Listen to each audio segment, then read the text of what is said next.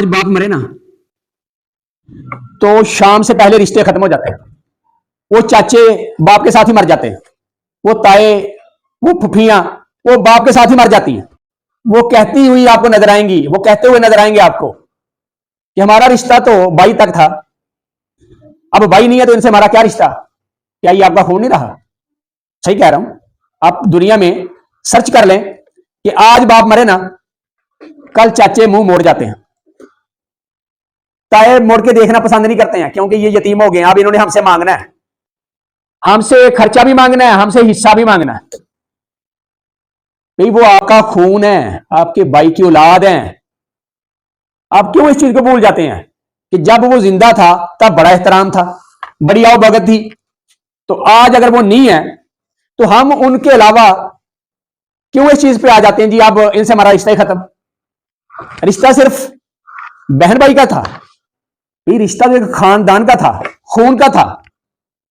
तो आज हम पता नहीं कैसे डगर पे चल पड़े हैं कि इधर मैयत उठाते बाद में है, बंटवारा पहले हो जाता है, रिश्ता तल्लक खत्म हो जाता है। और ये एक तरफ से नहीं होता, ये दोनों तरफ से होता है। अगर चचा, ताया या फुफ्फी रिश्ता तोड़ने में पहल करते हैं तो इधर भतीजे, वो जो भाभी थी वो भी मिनट नहीं लगाती, वो भी अपने बच्चों के कान भरती हैं कि ये आपका शरीक है, ये आपका शरीक है, ये आपका शरीक है। वो इनको अपनी जड़ से जोड़ने का काम ही नहीं करती, क्योंकि किसी भी औलाद की जड़ जो होती है ना, वो उसका खानदान, उसका दरियाल होता है, ननियाल उसकी जड़ नहीं होती। ये बात याद रख लें। किसी भी मुकाम पे दुनिया में आप जाने जाएंगे तो हमेशा पहचाना जाएगा कि ये किसका पोता है, ये किसकी नस्ल से है। कभी नहीं कहा जाएगा कि ये इसका नाना कौन है, इसका मामू कौन है। तो चचा के लिए, ताया के लिए मोहब्बत जोड़े अपने बच्चों के दिल में, क्योंकि यही उनकी असल है, ये उनकी बेस है, ये उनकी जड़ है। जो दरख्त जड़ से कट जाता है ना, या जिसकी जड़ें काट दी जाती हैं, वो दरख्त बहुत जल्द मरझा जाता है, वो दरख्त बहुत जल्द सूख जाता है, और बहुत छोटी सी आंधी आती नहीं, हवा का झोंका आता है तो वो गिर जाता है। तो अपने बच्चों को उनकी बेस से जोड़ के रखें, उनके दरियाल से जोड़ के रखें। ये वही फुफी है जिसके बारे में आप जहर भर रही हैं, जिसने अपने भाई को अपना हिस्सा छोड़ा हुआ है। क्योंकि आप आज उसकी बच्चे की मां है तो आपने भी अपने भाई को हिस्सा छोड़ा हुआ है, लेकिन वो आपके लिए मामू चंदा तो बन जाता अपने बच्चों का, क्योंकि आप बना देती हैं। लेकिन वो चाचा, ताया, चंदा क्यों नहीं बनते? क्योंकि हम नफरत भर देती हैं आप उसके ज़हन में, उसके दिमाग में शराकतदारी, शरीकादारी उसके ज़हन में भरपूर किस्म की भर देते हैं कि ये आपका शरीका है, ये आपके बाप को ऐसे तंग करते थे, इन लोगों ने हमारा हिस्सा ये खा लिया हुआ है। तो हम दूर करते चले जाते हैं बच्चों को। तो दोनों तरफ से जरूरत है कि बच्चों को उनकी सलाह इस तरीके से की जाए कि उनके रिश्ते बचें। आप दोनों तरफ का जब मुवाजना बैलेंस पे करते हैं ना, तो हम रिश्तों की बका कर जाते हैं। लेकिन जब हम रिश्तों में डगमगाते हैं, किसी एक तरफ एक्सेस ज्यादा करते हैं, तो समझ आए तो हम रिश्ते का स्पाइल का पहला जो कदम है वो रख चुके हैं।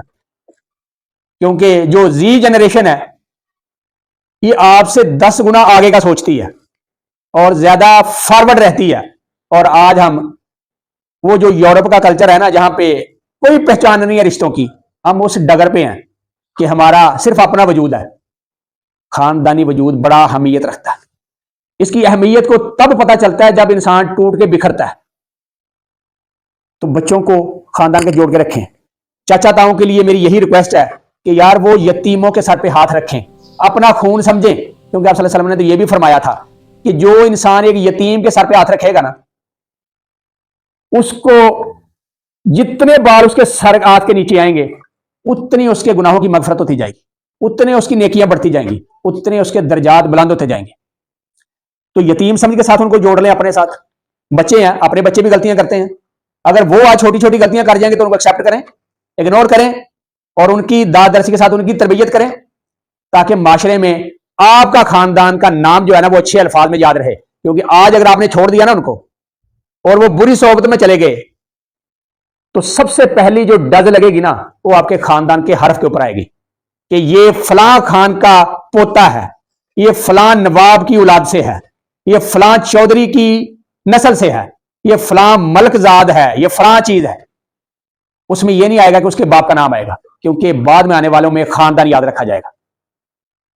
तो दोनों तरफ जरूरत है कि इस रिश्ते को, अगर एक की डेड हो जाता है बंदा, फौत हो गया कि बंदा, तो उस रिश्ते को फौरन तोड़ने की कोशिश ना करें, बल्कि उस रिश्ते को और प्यार मोहब्बत से जोड़ने की कोशिश करें, ताकि ये रिश्ता और मजबूत होता चला जाए। अस्सलाम वालेकुम।